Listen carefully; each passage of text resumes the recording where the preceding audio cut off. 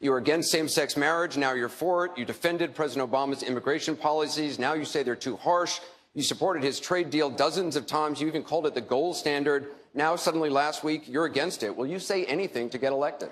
Well, actually, I have been very consistent over the course of my entire life. I have always fought for the same values and principles.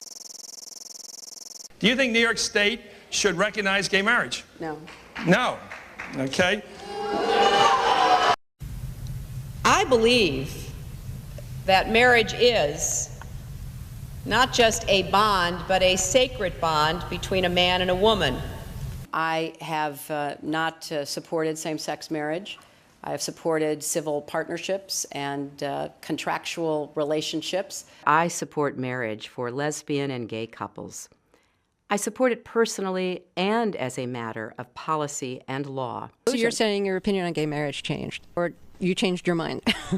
I have to say, I think you are being very persistent, but you are playing with my words and playing with what is such an important issue. I'm just trying to clarify so I can understand. No, I don't think you are trying to clarify. I think you're trying to say that, I used to be opposed and now I'm in favor and I did it for political reasons, and that's just flat wrong. So let me just state what I feel like you are implying and repudiate it.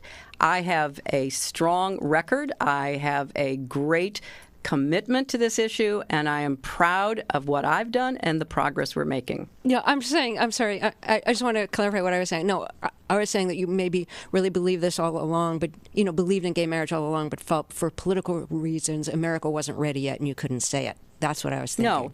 No, that is not true. It really is great how long you've supported gay marriage. Yes. I could have supported it sooner. Well, you did it pretty soon. Yeah. Could have been sooner. Fair point. Just in July, New Hampshire, you told the crowd you, quote, take a backseat to no one when it comes to progressive values. I take a backseat to no one when you look at my record and standing up and fighting for progressive values. Last month in Ohio, you said you plead guilty to, quote, being kind of moderate and center. Do you change your political identity based on who you're talking to? No, I think that, like most people that I know, I have a range of views, but they are rooted in my values and my experience. I get accused of being kind of moderate and center. I plead guilty. Just for the record, are you a progressive or are you a moderate? I'm a progressive. Going through the emails, there were over 60,000 in total sent and received. About half were work-related and went to the State Department, and about half were personal, that were not in any way related to my work. When you speak to the public, you say, I turned over everything.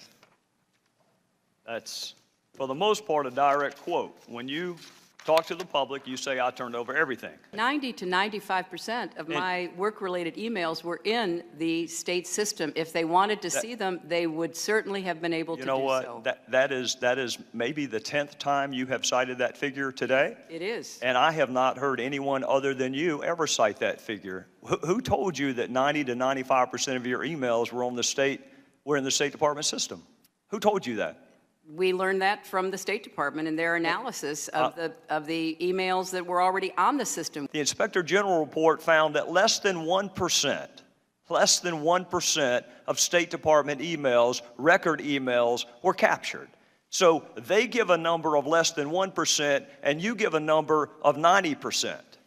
I have absolute confidence that everything that could be in any way connected to work is now in the possession of the State Department. This pile represents the emails that you sent or received about Libya in 2011, from February through December of 2011. This pile represents the emails you sent or received from early 2012 until the day of the attack. There are 795 emails in this pile. We've counted them. There are 67 emails in this pile in 2012. And I'm troubled by what I see here. I can only conclude by your own records that there was a lack of interest in Libya in 2012. The server contains personal communications from my husband and me. Only time I got on the internet, I did 2 emails, and I ordered Christmas presents from a reservation. Otherwise, I found people said embarrassing things on emails. I didn't want to be one of them.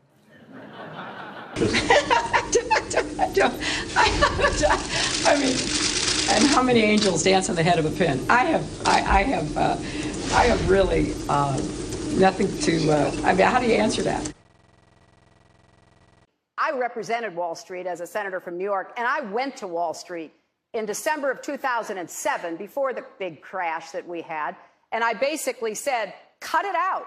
Quit foreclosing on homes. Quit engaging in these kinds of speculative behaviors. Now, who's exactly to blame for the housing crisis? I think there's plenty of blame to go around. Home buyers who paid extra fees to avoid documenting their income should have known they were getting in over their heads. Of course, we have to deal with the problem that the banks are still too big to fail. We can never let the American taxpayer and middle-class families ever have to bail out the kind of speculative behavior that we saw. But we also have to worry about some of the other players. AIG, a big insurance company, Lehman Brothers, an investment bank. There's this whole area called shadow banking. That's where the experts tell me the next potential problem could come from. So I'm with both Senator Sanders and Governor O'Malley in putting a lot of attention onto the banks. And the plan that I have put forward would actually empower regulators to break up big banks. I represented New York, and I represented New York on 9/11. When we were attacked, where were we attacked? We were attacked in downtown Manhattan, where Wall Street is. I did spend a whole lot of time and effort helping them rebuild. That was good for New York, it was good for the economy, and it was a way to rebuke the terrorists who had attacked our country. 9/11 was bad. I agree with that.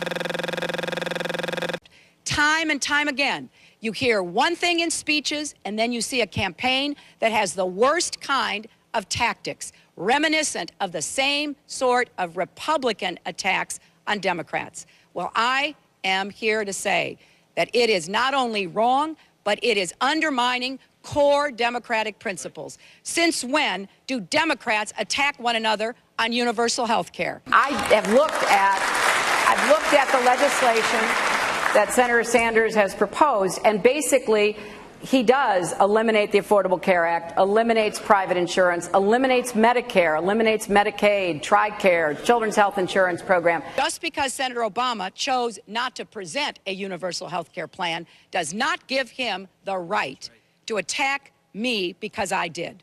So let's have a real campaign. Enough with the speeches and the big rallies and then using tactics that are right out of Karl Rove's playbook.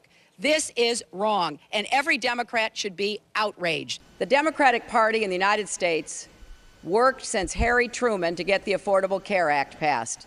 So shame on you, Barack Obama. It is time you ran a campaign consistent with your messages in public. Hillary Clinton's attempt to tout her foreign policy experience hounded her again on the campaign trail today. I made a mistake in describing it. She claimed she misspoke last week and was sleep deprived when she described landing under sniper fire in Tuzla, Bosnia, something that didn't happen. But CBS News has found several times in the past few months when Senator Clinton used the Bosnia trip to try to show her international experience. December in Iowa. We landed in one of those corkscrew landings and ran out because they said there might be sniper fire. I don't remember anybody offering me tea on the tarmac when that was happening. Then in February. The welcoming ceremony had to be moved inside because of sniper fire. And last week. I remember landing under sniper fire. We basically were told to run to our cars. Now that is what happened. Differing accounts of your trip to Bosnia, and I'm wondering if you can clarify. I know you recall, ducking under sniper fire, and Sinbad in his account, who was on the trip, he said that the most dangerous part was remembering where he was going to eat next. He's a comedian, Jeff. He's a comedian. So you actually recall, hearing gunfire, and were you when we were flying into Bosnia, we came in a evasive maneuver. There was no greeting ceremony. And we basically were told to run to our cars. Now, that is what happened. After CBS News video showed what really happened when she landed and greeted officials, Senator Clinton maintained there were risks, but explained to the Philadelphia Daily News why she was seen on the Bosnian tarmac greeting a young child if it was really so dangerous. I was also told that the greeting ceremony had been moved away from the tarmac, but that there was this 8-year-old girl, and I said, well, I can't rush by her. I've got to at least greet her. So I greeted her, I took her stuff, and I left. Now that's my memory of it. Good to see you. Once again, her memory doesn't match our videotape. She and her daughter Chelsea lingered on the tarmac to greet U.S. military officials, took photos. There was the group of 7th graders on the tarmac, too. And then Senator Clinton walked to the armored vehicle where she did eventually duck and enter. It was one of the highlights of President Clinton's first term, passage of the North American Free Trade Agreement, also known as NAFTA. Critics blame NAFTA for the loss of manufacturing jobs in industrial states, including Ohio and Pennsylvania. Hillary Clinton helped get NAFTA approved. She held at least 5 meetings to strategize about how to win congressional approval. She helped the White House block opposition from labor and environmental groups, and she was the featured speaker at a crucial meeting. Participants in that event said, quote, her remarks were totally pro-NAFTA. There was no equivocation for her support for NAFTA at the time. You know, I have been a critic of NAFTA from the very beginning. My concerns about NAFTA expressed years ago have been well documented and verified. I didn't have a public position on it. I have spoken consistently against NAFTA. And if you look at what I have been saying, it has been consistent. I have been consistent. You can go back and look at from the very beginning. I was one of the voices in the administration warning about NAFTA. You said it was good on balance for New York and America in 2004, and now you're in Ohio, and your words are much different, Senator. The record is very clear. Well, you don't have all the record, because you can go back and look at what I've said consistently. Oh, I think that everybody is in favor of free and fair trade, and I think that NAFTA is proving its worth. I think on balance, NAFTA has been good for New York and America. Was NAFTA a mistake? NAFTA was a mistake to the extent that it did not deliver on what we had hoped it would. Your opponents are saying that that's really part of a larger pattern with you, that you often avoid taking firm positions on controversial issues.